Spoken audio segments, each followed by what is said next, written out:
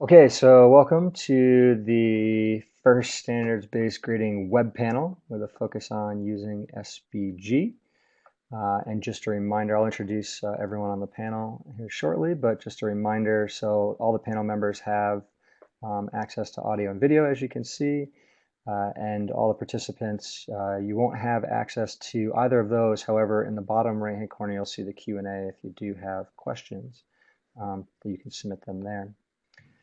So today's format, and this is our sort of trial here, is 4 questions were posed to each one of the panelists. And we've each got pre-prepared responses to those questions. And we'll have a slide that will pop up while we sort of respond to each one of those. And then during each one of the panelists' response, if you have any questions, again, put them in the Q&A. And we'll ask those questions at the end of each one of the panelists' thoughts on the question. So today's panelists include 3 of the PIs, Matthew Siniawski from Loyla Marymount University, Heidi Diefes-Dux from Purdue University, and myself, Adam Carberry from Arizona State University.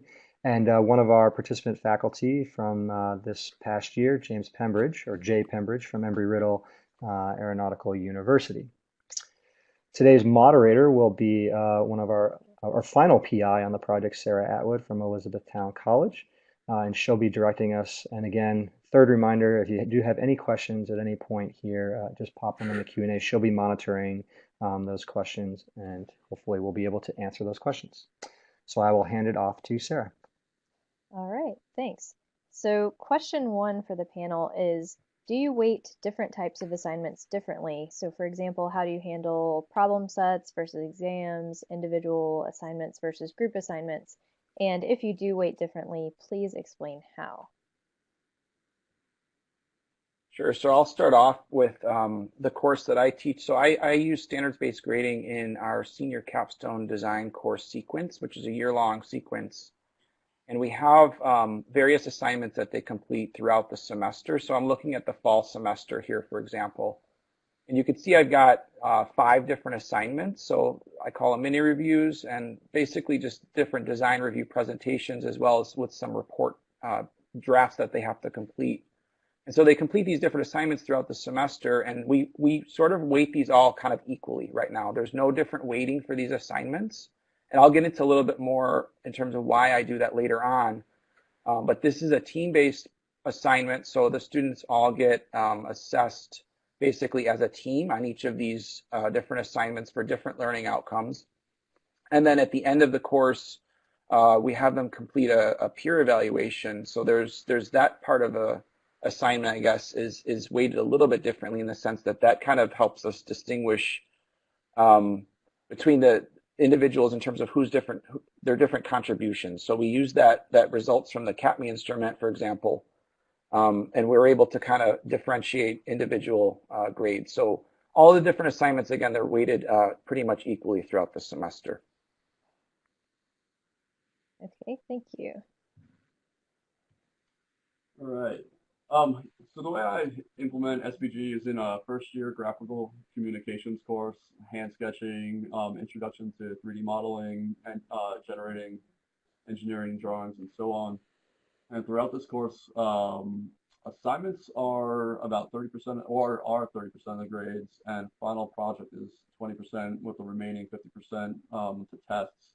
And we have about, I would say, 20 to 25 assignments per semester. So where I primarily apply SBG is associated with those assignments, using those standard set of outcomes across those assignments, and which assignments actually align with specific outcomes within there. So all of those assignments are individual based, but the final project is actually a team-based project. But within that team-based project, there are individual deliverables. So that 20% from the final project is actually from the individual components that they submit associated with it, with that work. With that being said, all of the outcomes are equal weighting. I don't really distinguish between this outcome being more heavily weighted than that one and so on. It's more of a checklist of, have you demonstrated these core set of outcomes throughout the course. Now that missing 50% for the exam grades, I actually I grade them on a 100-point scale. Right now, my rationale for that is student comfort, but then also there's a good amount of instructor comfort on that one as well, because my usage of SPG has been evolving over the past year and some of the outcomes. So I want to at least make sure there's some safety net within there for something that students and myself are more familiar with. But even in my exam grading, I oftentimes use my SBG outcomes that I do in the assignments and the final project. The only difference is that oftentimes they're assessed multiple times within one given exam for a specific problem.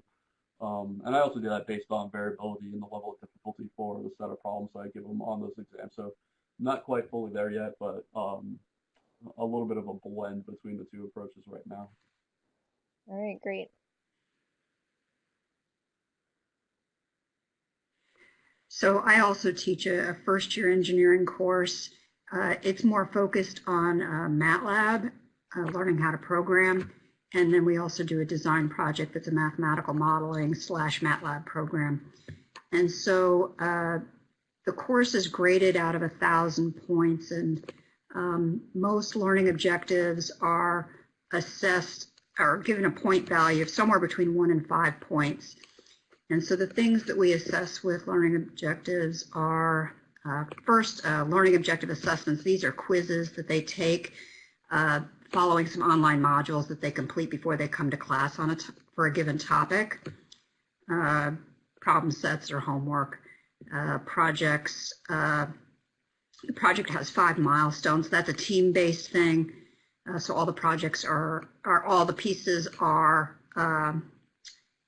coming to the team, are graded by team.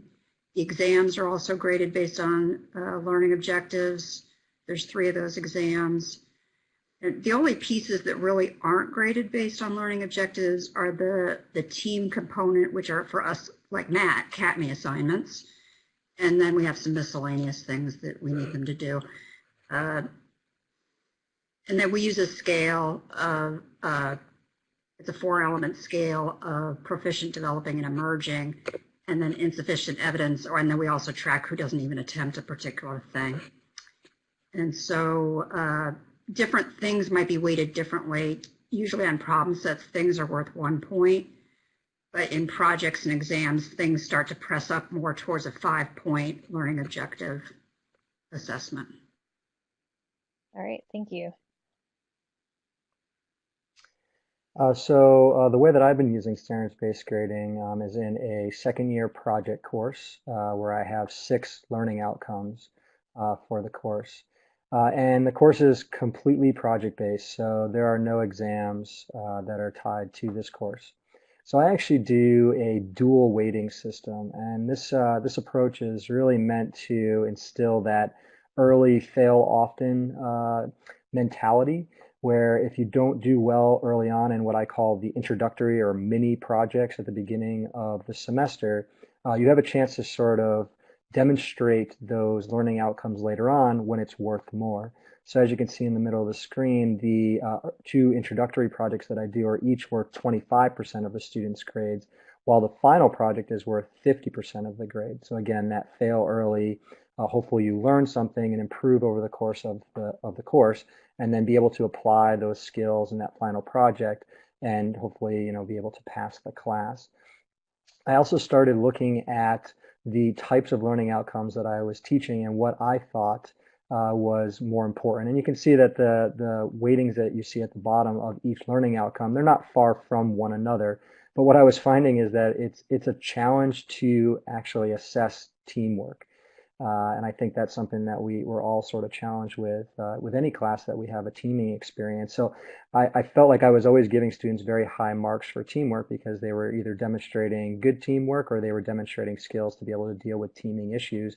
So I ended up lowering that particular learning outcome because I felt like it was starting to sway students' scores too far towards the higher end, and started making the design build in this particular class, the modeling, the research testing and evaluation, those things weighted a little bit more than some of the professional skills.